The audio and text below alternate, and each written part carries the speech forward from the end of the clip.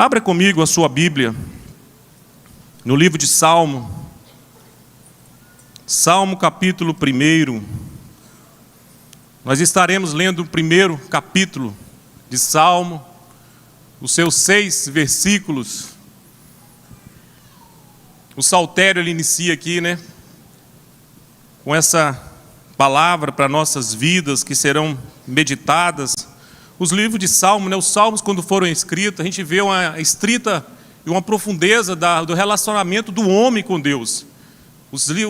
Todos os salmos praticamente era a experiência do ser humano com Deus, seja no momento que ele estava passando, nas aflições, nas angústias, nas guerras, mas sempre dependendo de Deus.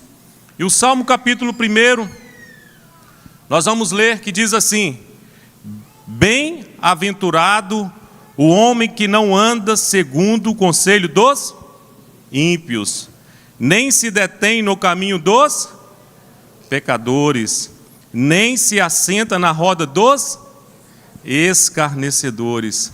Antes o seu prazer na lei do Senhor, e na sua lei medita de dia e de noite. Pois será como a árvore plantada junto a ribeiros de águas, a qual dá o seu fruto no seu tempo. As suas folhas não cairão, e tudo quanto fizer prosperará. Olha agora o caminho dos ímpios. Nós fizemos agora dos justos, o ímpio. Não são assim os ímpios, mas são como a moinha que o vento espalha. Por isso os ímpios não subsistirão no juízo, nem os pecadores na congregação do justo. Toda a igreja comigo, o versículo 6. Porque o Senhor conhece o caminho dos justos, porém o caminho dos ímpios perecerá. Abaixe sua cabeça, feche seus olhos. Pai, nós te agradecemos por esta noite, pelo privilégio que o Senhor nos dá de estarmos aqui e a responsabilidade de trazer a mensagem ao coração da tua igreja, Pai. Pai, me dê a graça de transmitir aquilo que o Senhor já passou ao meu coração. Traz ordem às minhas ideias, organiza tudo aqui, ó Pai, mas que o teu Espírito Santo fica, Senhor, à vontade para fazer o que lhe apraz, ó Pai. Pai, eu sou dependente do Senhor, estou dependente, Senhor, da graça do Senhor. Pai, que eu não estou falando por mim, pelo meu conhecimento, pelo meu entendimento.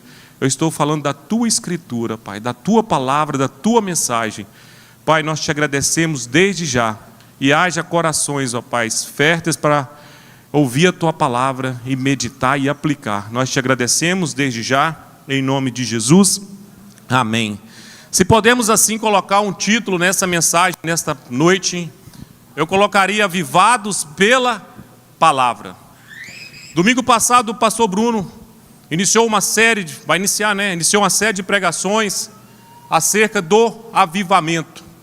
Ele leu lá em Joel 2:12, que é da necessidade de se posicionar diante do caos que o povo de Israel estava vivendo naquela época. Seja diante da apostasia que o povo já estava se afastando de Deus, seja também para questões da imoralidade, seja também que estava reinando naquele tempo. Então o povo de Israel havia necessidade de se posicionar, se quisesse que realmente o verdadeiro avivamento ocorresse no meio do povo de Israel, a palavra de Deus, ela deveria voltar a ser lida, vivida, meditada. E não distante dos tempos que nós vivemos os dias de hoje, para com os tempos que Israel estava vivendo, é necessário nós estarmos firmados na palavra de Deus. Não muito distante do tempo também que estava vivendo. Hoje nós vimos questões imorais tomando forma no meio da nossa sociedade moderna em que vivemos, pessoas, o normal virando o anormal e o anormal tornando normal em nosso meio, onde nós vimos e temos visto pelos meios digitais o que tem se tornado a sociedade que nós estamos vivendo. E a palavra de Deus, que ela é bússola para nós, que nos direciona, lâmpada para os nossos pés e luz para os nossos caminhos, é a palavra do Senhor. E ela é absoluta. O que era pecado há 500 anos atrás, há 1000 anos atrás, continua sendo pecado hoje e vai continuar se Jesus não voltar há 1000 anos à frente. Porque a palavra de Deus, ela é imutável. A palavra de Deus, ela não se amolda ao contexto que nós estamos vivendo. É o ser humano que se amolda à palavra do Senhor. Eu não posso querer fazer da palavra de Deus para justificar os meus comportamentos, as minhas ações, a forma como eu quero viver. Eu não posso trazer, assim como lembrei que agora, quando Jesus foi tentado ali no deserto, quando o diabo fala assim: se tu és filho de Deus, lanças, dará ordem aos teus anjos ao teu respeito. E realmente, se você encontra a luz da palavra em Salmos, que diz que aos teus anjos dará ordem ao teu respeito. Mas Jesus também responde ele na própria palavra, também está escrito, não tentarás o Senhor teu Deus. Então eu não posso usar o texto da palavra para querer me confortar. Mas a palavra de Deus, que ela é a espada de 2 gumes, mais penetrante, ela que faz essa capacidade de fazer divisão a alma e o espírito, ela é um espelho da minha vida. Eu que tenho que se amoldar à palavra de Deus. É eu que tenho que se colocar debaixo dos mandamentos do Senhor. Se não fosse assim, não precisava nós termos a palavra de Deus como regra de fé e prática para as nossas vidas.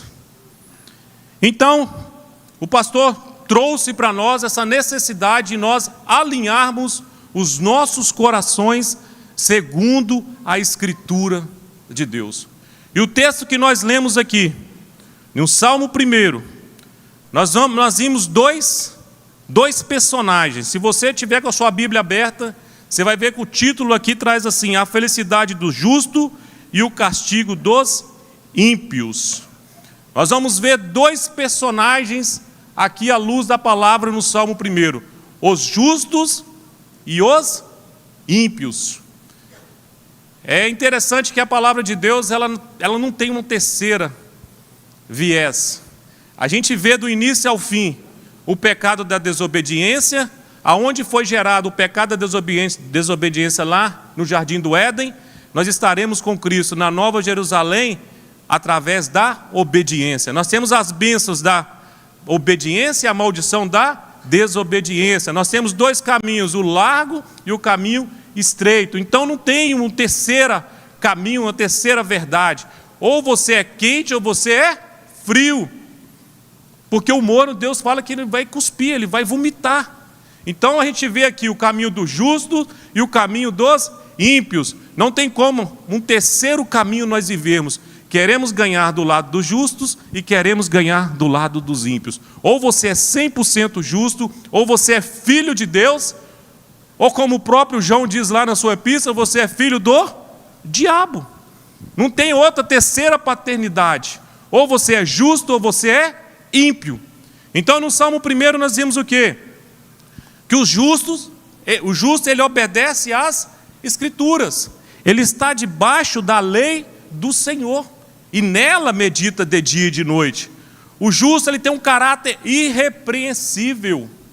Quando nós lemos ali: bem-aventurado o homem que não anda no conselho dos ímpios, nem se detém no caminho dos pecadores, nem se assenta na roda dos escarnecedores. Olha só que vida irrepreensível que o justo é dado aqui pelo salmista. Ele tem capacidade de renunciar ao mal. Nós vamos ver aqui na frente que o justo ele renuncia ao mal a todo o momento. Thales Roberto tem uma música que diz assim, que eu gosto muito: mas todo dia o pecado vem e me chama. Todo dia o pecado bate nas minhas portas, me chama. E assim é comigo e você. Todo dia nós temos que renunciar ao mal para vivermos como justo diante dos olhos de Deus. Eu não posso viver justo diante dos olhos daqueles que estão ao meu lado, justo talvez diante dos olhos do meu pastor. Nós temos que viver justo diante dos olhos de Deus. Nós temos que passar pelo raio-x de Deus, pelo crivo da justiça de Deus, que é diferente da justiça dos homens. nós temos também uma recompensa. Deus é um Deus recompensador, galardoador. Ele tem prazer em recompensar os seus filhos, os filhos da obediência. Então nós temos essa felicidade quando nós somos recompensados e nós temos estabilidade em Deus. Diferente dos ímpios, do justo, o ímpio, ele anda afastado de Deus. E ai daquele que anda afastado da presença do Altíssimo. O ímpio, ele faz as suas próprias vontades. O ímpio não faz a vontade de Deus, diferente do justo, que faz a vontade do Pai em detrimento da sua própria vontade. Mas o ímpio, ele prefere fazer a sua vontade em detrimento da lei do Senhor. E com isso ele traz ruína para as suas vidas, e o resultado será lançado como palha seca, queimada ao fogo. Então, meus amigos, meus irmãos, nós temos aqui então no Salmo 1, 2 tipos de homens, 2 caminhos e 2 destinos diferentes. Se assim podemos dizer, o Salmo 1 traz acerca das escolhas e influências que tomamos e como isso tudo reflete em nossas vidas. O Salmo 1 é uma escolha. Ou você escolhe viver como justo, ou você escolhe viver como ímpio. Porém, todavia, entretanto, nós somos livres para escolhermos. Confere? Eu tenho livre arbítrio nas minhas escolhas. Nós somos livres em poder escolher, mas nós somos prisioneiros das suas consequências. Se nós estamos aqui nesta noite, é porque foi escolha nossa de estarmos aqui na casa do Senhor. Então, a todo momento, nós fazemos escolha nas nossas vidas. Tomamos decisões.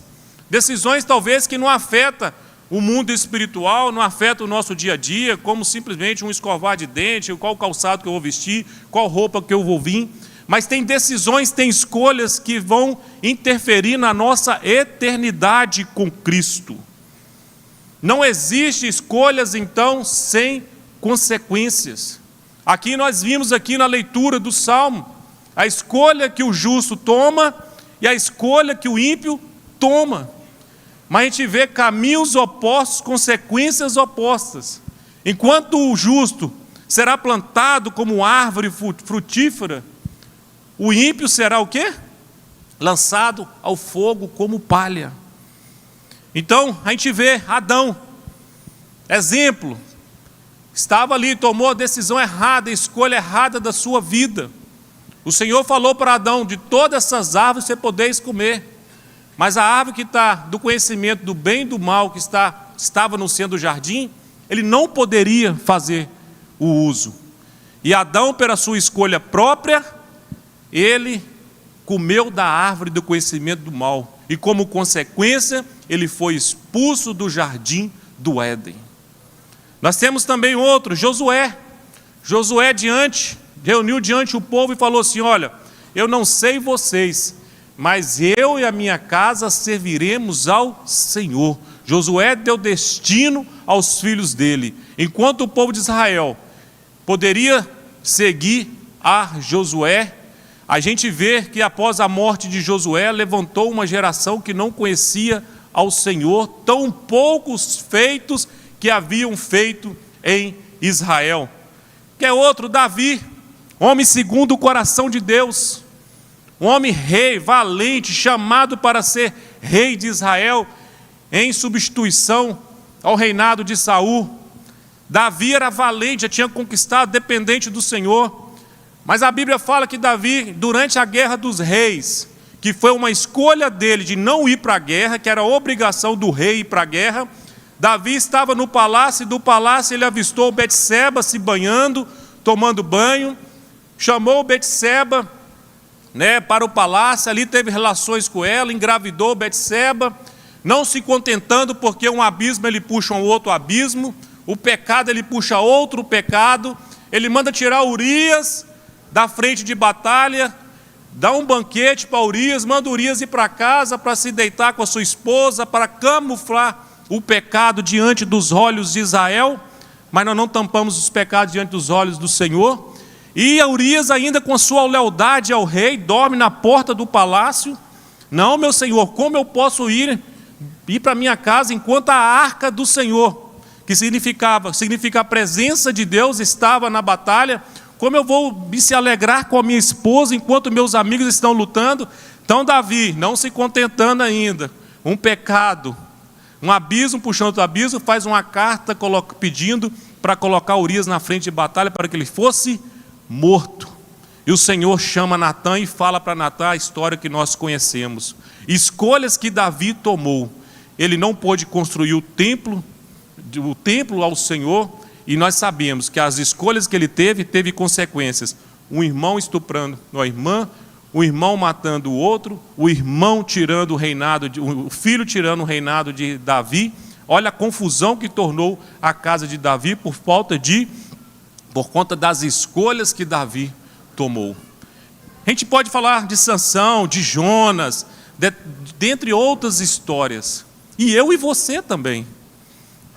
E eu acho importante, acho linda a palavra de Deus, que Deus não afastou da palavra os erros dos grandes homens dele. Deus deixou para nós, porque tem 3 formas de nós aprendermos: com a própria palavra de Deus, que já está escrita.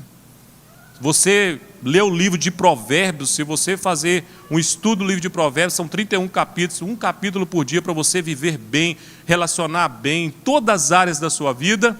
Nós podemos aprender com os erros dos outros, né? E inteligente é quem aprende com a palavra ou com o erro dos outros. Ou então podemos aprender com os nossos próprios erros. E esses são mais penosos para as nossas vidas.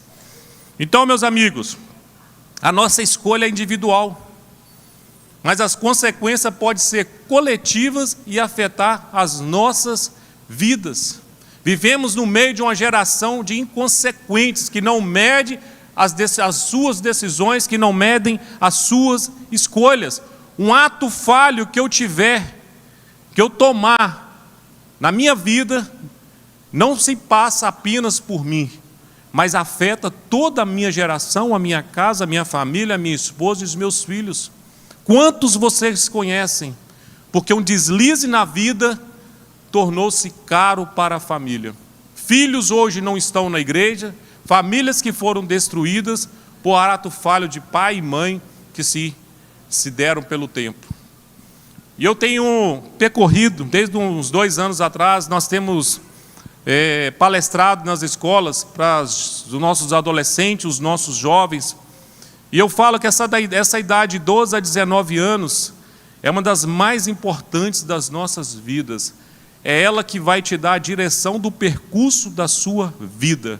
A Bíblia fala em Salmos que se o ser humano viver 70 anos, vão pegar dos 12 ao 19, 10% da sua vida, mas que vai direcioná-la para onde você irá. Caminhos, decisões, escolhas que você tiver erradas durante esse período, vai afetar a sua fase adulta e toda a trajetória de vida. Quantas pessoas que nessa idade tiveram erros e consequências que afetaram e hoje poderiam ter sido outras pessoas.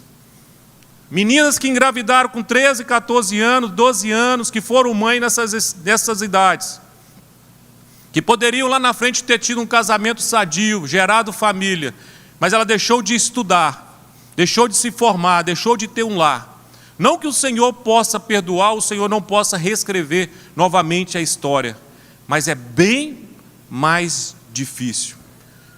Eu tenho colegas na minha infância, que foram criados também até no meio cristão, e por causa de decisões, ora estão presos, ou tiveram suas vidas ceifadas. Eu que trabalho na área de segurança pública, vejo jovens morrendo, e vejo quando chega num local de um fato, de um homicídio, e vejo ali um pai e uma mãe chorando, e eu fico vendo escolhas mal tomadas, decisões mal tomadas. Aquelas frases que os nossos pais nos diziam, melhor andar sozinho do que mal acompanhados. Essas frases vai tendo efeito, Jander, nos dias de hoje. Parece, quando a gente chega a uma certa idade, a gente vai entendendo o que os nossos pais falavam. Hoje, os coaches de hoje dizem o seguinte: você é a média das 5 pessoas com as quais você anda. Diga com quem tu andas, que eu direi quem tu és. Pelas pessoas que você tem andado, nós temos a capacidade de fazer um raio-x ali, né, de pessoas, o que você tem se tratado e o que você tem sido diante, né, daquelas pessoas que você então tem se permanecido.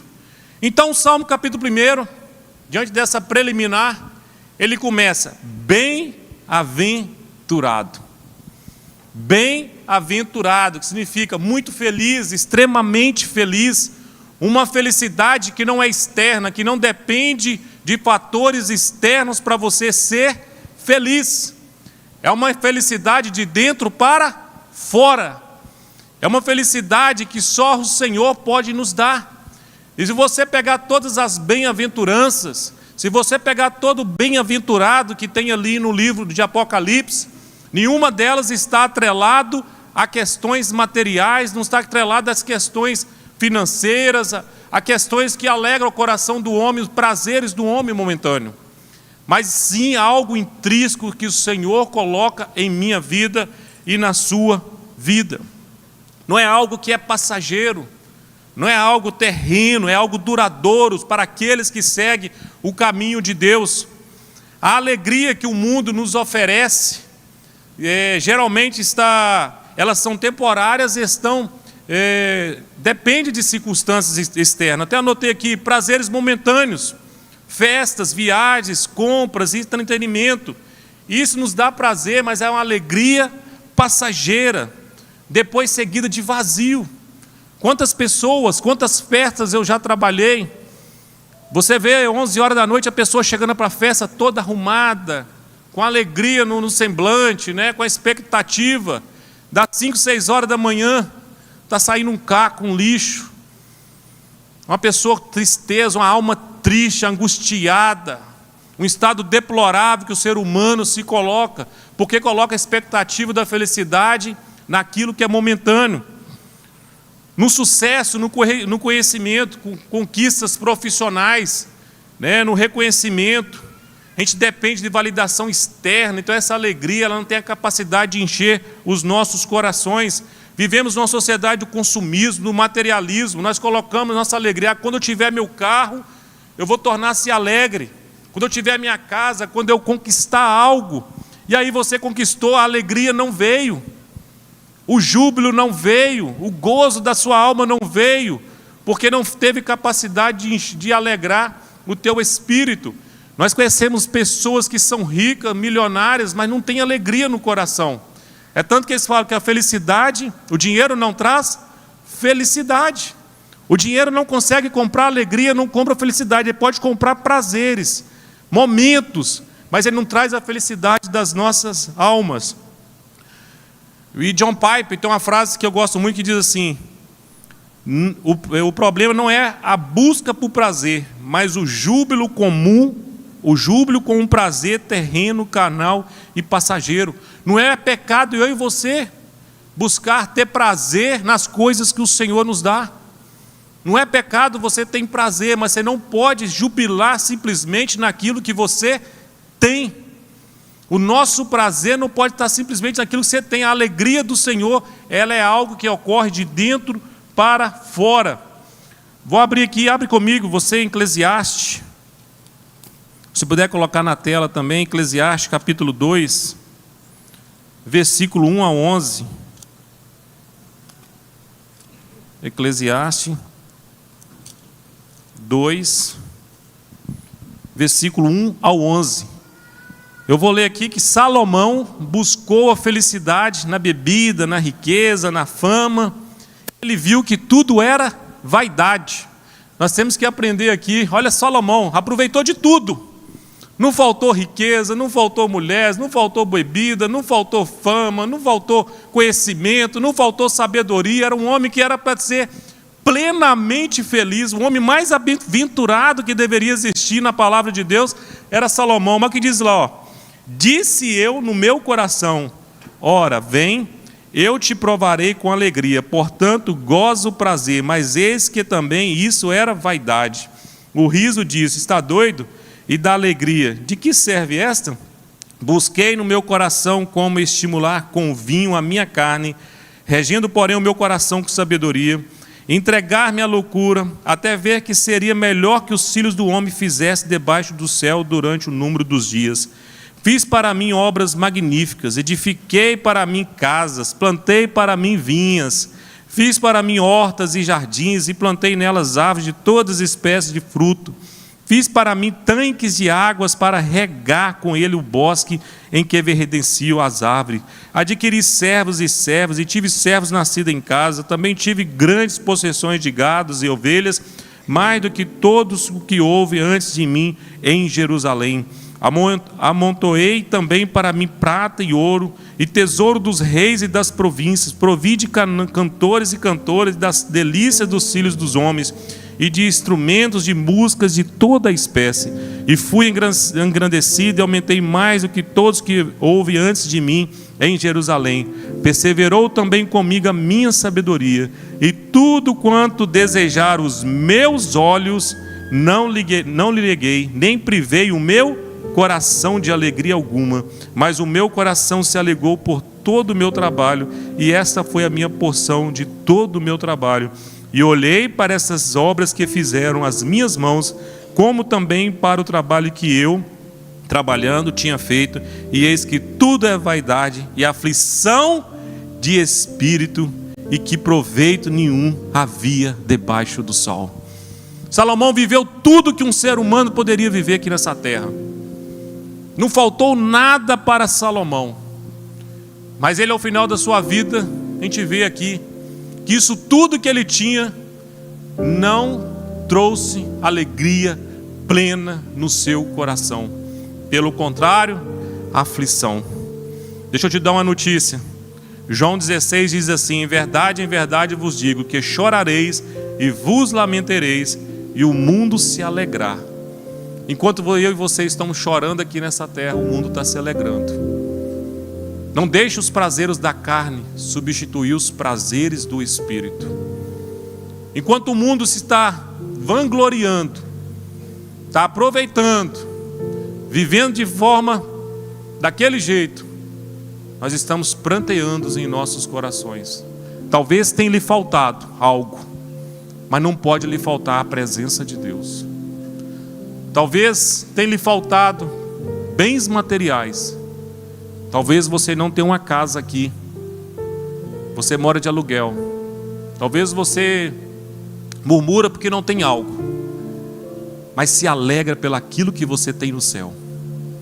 Alegra por aquilo que o Senhor foi preparar por você, porque é só mais um pouquinho de tempo que há de vir virá e não tardará. O mundo se alegra, vós ficareis tristes, mas a vossa tristeza se converterá em alegria. O que é tristeza para você hoje, o Senhor vai enxugar todas as suas lágrimas. E eu fico imaginando na bodas do Cordeiro, nós ceamos com o Senhor, e Jesus chegando para mim e para você dizendo: valeu a pena. Valeu a pena todo o sacrifício. Valeu a pena tudo que você passou, como o Bruno cantou aqui agora, mais cedo. Tudo que nós vivemos. Não é por acaso que nós estamos aqui. Não é para um Deus que está morto. Não é para um Jesus que ficou na sepultura. Pelo contrário, Ele reviveu. E nós estamos aguardando Cristo. E que nós possamos ter a nossa mente, o nosso coração voltado para o Senhor. Então o Salmo 1, nós vamos trazer aqui agora um mapa da felicidade à luz do Salmo 1. O justo é feliz pelaquilo que ele evita. Salmo 1, versículo 1 diz assim: bem-aventurado o homem que não anda segundo o conselho dos ímpios, nem se detém no caminho dos pecadores, nem se assenta na roda dos escarnecedores. Nós temos aqui 3 tipos de pecadores, 3 tipos de pecado e 3 lugares em pecado. Nós temos o ímpio, nós temos os pecadores e nós temos os escarnecedores. Nós temos uma ordem progressiva aqui do pecado, a evolução pecaminosa. Primeiro, andar. Depois, deter. Depois, se assentar. E um único versículo o salmista faz essa progressão de pecado. E particularmente, foi o versículo que eu mais ouvi da minha mãe durante a minha infância. Foi o versículo, desde pequeno, à luz da palavra toda. Ela não está aqui, ela está em outra igreja. À luz da palavra, eu gostaria de falar na frente dela.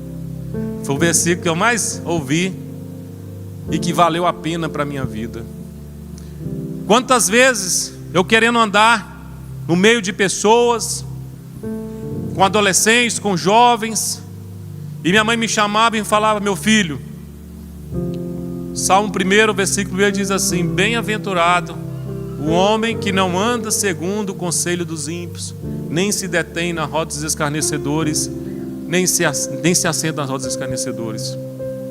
Quantas vezes eu queria sair, ela não deixava. Quantas vezes eu queria caminhar com pessoas que aos meus olhos eram boas, mas aos olhos dos nossos pais, que tem uma experiência maior, ela falou assim: não, esse não dá para andar com você. Você vai ficar em casa, você não vai sair. E foi isso com 15 anos, 17 anos, maioridade, até os dias de hoje. A gente fala que filhos para a mãe, filho não cresce. Até os dias de hoje, eu com 41 anos de idade, casado, com filhos, independência espiritual, financeira dela, mas ela me diz até hoje: olha com quem você está andando, olha com quem você está frequentando, olha os lugares onde você vai frequentar. É melhor você não ir do que você ir se lambuzar do pecado. E graças a Deus pelos pais que nós tivemos, que nos blindaram, que hoje, se eu estou aqui, eu agradeço a Deus primeiramente e aos nossos pais, que não se furtaram de deixar um ensinamento para as nossas vidas. Então, pai e mãe, abro um parênteses aqui. Esse versículo você tem que inculcar no coração dos seus filhos. Inculca, coloca, cria estratégias, pede a Deus estratégias. Talvez com alguém que os seus filhos estão andando, não está acrescentando espiritualmente na vida deles, não vai levar a lugares espirituais, vai trazer ruínas, morte e outra qualquer perca que possa acontecer. Então o Salmo 1 diz assim: não anda no conselho do ímpio. O ímpio é aquele que não leva a Deus em conta. O ímpio é que tem uma visão de vida diferente à luz da palavra, como um ateu, que não leva em conta o Senhor, o que está escrito na palavra de Deus, que tem sua vida própria, uma visão de vida própria. E nós somos justos, lavados e remidos no sangue de Jesus, amém? Amém? Nós somos justificados em Cristo. Se nós somos justificados em Cristo, nós não devemos nem podemos buscar conselhos ao ímpio. Não falo na questão profissional, se ele é um profissional e você precisa de algo profissional. Eu falo de coisas espirituais. Como é que você vai buscar algo espiritual num ímpio, que não tem o que lhe falar, não tem conselho a lhe dar, segundo a palavra de Deus? Porque a palavra de Deus, ela é regra de fé e prática para as nossas vidas. Tudo que nós precisamos está aqui na palavra de Deus. Então o justo, ele busca conselho com o justo, com o Senhor e com o justo. O justo não busca conselho com o ímpio. Andar, o verbo que é utilizado aqui, andar, refere a seguir exemplos e conselhos de pessoas ímpias, que não andam no caminho de Deus. Olha só a evolução pecaminosa, Janda. Primeiro a pessoa começa, irmã Beth, a andar. Eu estou andando segundo o conselho de determinadas pessoas. Eu estou sendo levado pelo conselho de amigos, entre aspas, colegas. Eu estou andando segundo aquilo que tem me falado, e eu tenho deixado a palavra de Deus de lado. Eu passo a viver não mais segundo o que o Senhor requer para a minha vida. Eu passo a viver segundo agora o conselho de pessoas que não têm compromisso com Deus. Eu tenho que andar com pessoas que têm compromisso com Deus. Pessoas que conhecem a palavra de Deus. Por quê? Porque nós somos felizes primeiramente naquilo que a gente evita. Primeiro você está andando, daqui a pouco você está se detendo. O que é deter? É parar. Bem-aventurado aquele que não anda segundo o conselho dos ímpios, nem se detém nos caminhos dos pecadores. Primeiro você estava andando com o ímpio, agora você já está se detendo, parando com os pecadores. Se você está se detendo, parando com os pecadores, daqui a pouco você está o quê? Pecando. Você está tendo o quê? O mesmo comportamento que eles têm. Daqui a pouco, o que é adultério ao ímpio, você toma um susto. Quando você já está com um pecador, o adultério já já é algo normal, porque as pessoas com as que você convive adulteram, pecam, mentem, roubam, fraudam. Então isso não é mais espanto para você. Para você ser aceito no meio daquele grupo, você tem que quase que fazer a mesma coisa dos pecadores. Daqui a pouco você estava andando, agora você se assenta com eles. Você identifica agora com eles. Sansão, um homem separado, um homem escolhido, um homem que foi feito para ser líder de Israel, já estava andando, pecando com o povo pagão. Nós já não estava mais observando a lei do Senhor. Terceira parte: nem se assenta na roda dos escarnecedores. Olha só essa evolução. Primeiro a pessoa começa a andar, depois ele começou a parar, a ver, a ter as mesmas práticas dos pecadores. Olha que susto. Agora ele já se tornou um escarnecedor de Deus. Ímpio, pecador, escarnecedor. É uma pessoa que zomba agora de Deus, que participa ativamente, passando a concordar com aqueles que zombam das coisas sagradas de Deus. É aquele que já não tem vergonha de pecar e de mostrar o próprio pecado. Enquanto o ímpio, o pecador ali agora, eles tinham vergonha, mas estavam tendo as mesmas práticas. O escarnecedor já não tem vergonha de praticar, pratica e mostra, e você assusta. Eu conheço pessoas que passou, do andar, do deter e do escarnecer de Deus, e eu falei, mas rapaz, você não era assim. Ninguém se torna de uma noite para o dia de ímpio para escarnecedor. Ninguém vai de uma linha reta imediatamente de ímpio para escarnecedor, de zombador. Aquele que a palavra de Deus já não traz mais efeito para a sua vida, porque ele quer viver uma vida regrada pelo pecado. E a Bíblia nos diz em Gálatas 6:7: não deixem enganar, vocês não podem zombar da justiça de Deus, você sempre colherá o que planta. Porque ninguém zomba de Deus, ninguém escarnece de Deus. Então, meu amigo, se você quer ser feliz, tem caminho que você não pode andar, tem conselhos que você não pode ouvir, e tem rodas que você não pode se assentar. Pelo Salmo 1, você é feliz pelo aquilo que você evita. Repetindo essa frase, tem conselhos que você não pode ouvir, tem caminhos que você não pode andar, e tem rodas que você não pode se assentar. Eu sou um homem de poucos amigos. Eu não tenho muitos amigos. Eu não tenho amigo fora da igreja. Não que seja pecado, eu não tenho. Porque a minha criação foi toda dentro da igreja, para a honra e glória do nome do Senhor. Eu tenho 41 anos de idade. Graças a Deus, eu nunca provei o mundo.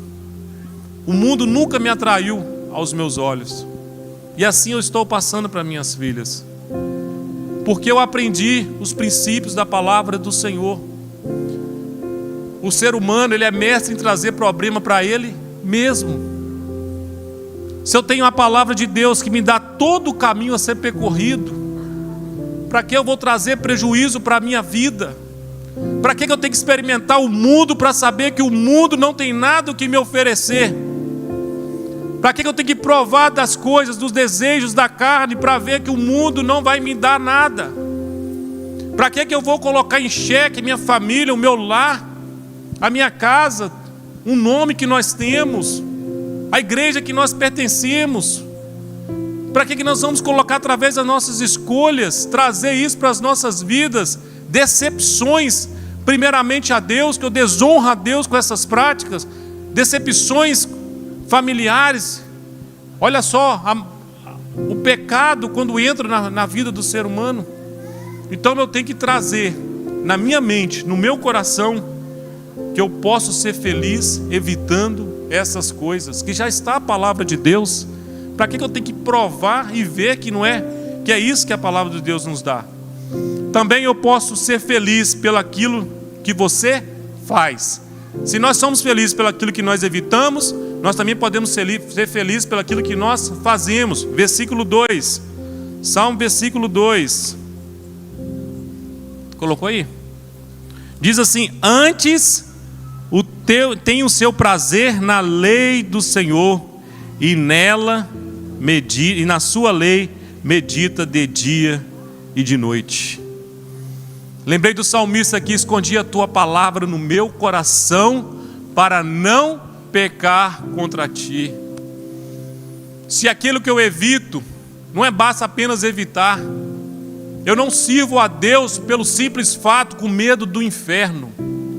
Eu não posso servir ao Senhor pelo medo do inferno.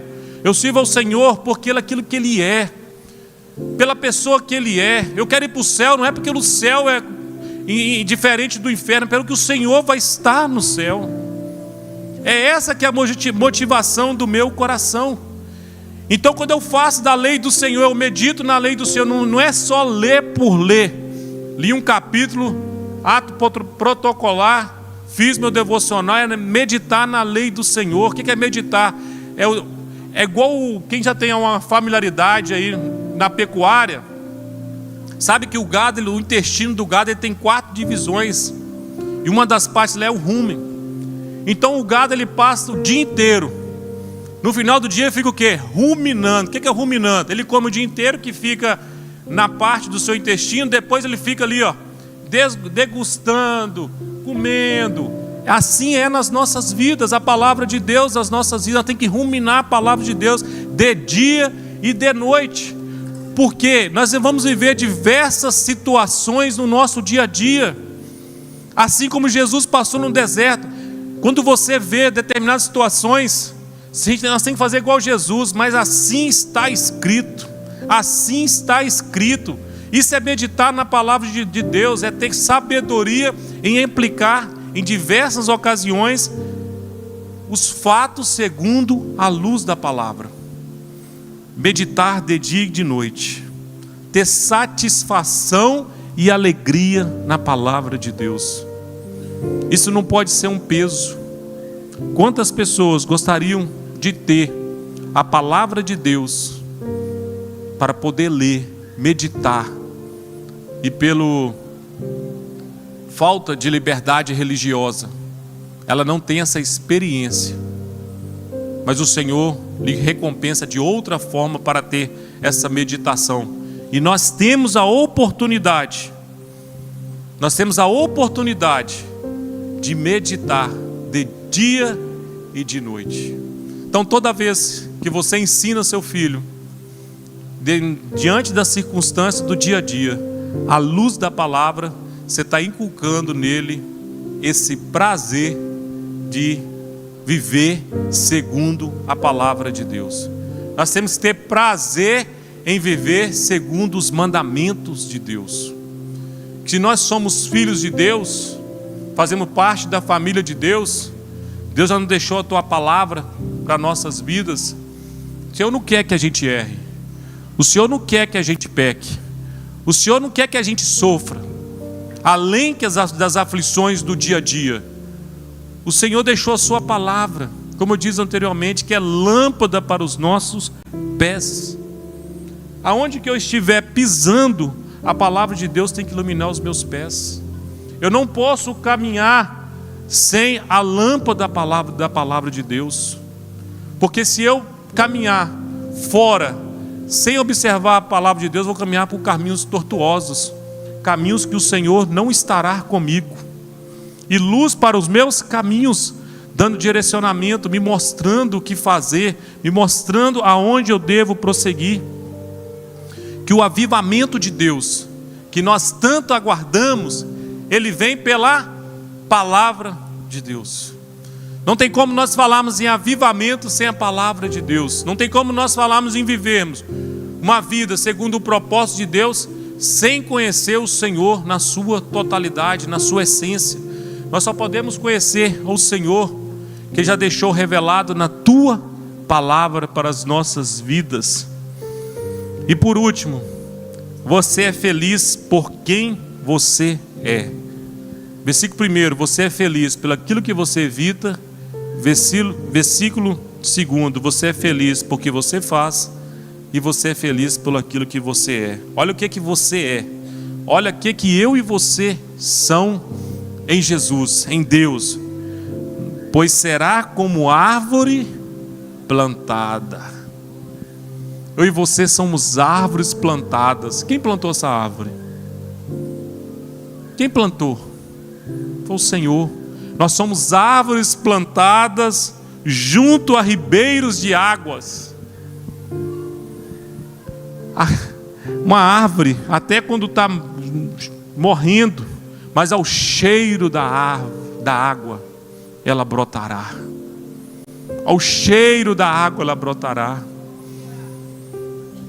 Vou seguindo. A qual dá o seu fruto no seu tempo. Nós somos árvores frutíferas. Nós temos que dar frutos. Quem nos plantou foi o Senhor. Nós estamos plantados juntos a ribeiros. Nós não somos árvores infrutíferas, não. Nós somos árvores que dão fruto a todo momento, porque nós somos os ramos e Cristo é a videira. Eu fico pensando quantas vezes assim, culto de crescimento espiritual. Nós não precisamos buscar crescimento espiritual, irmão Bete. Nós temos que pedir saúde espiritual. Quem dá crescimento é Cristo. Se nós tivermos saúde espiritual, se nós estamos firmados na videira, os nutrientes, quem dá os nutrientes? Sou eu? Não, é Cristo.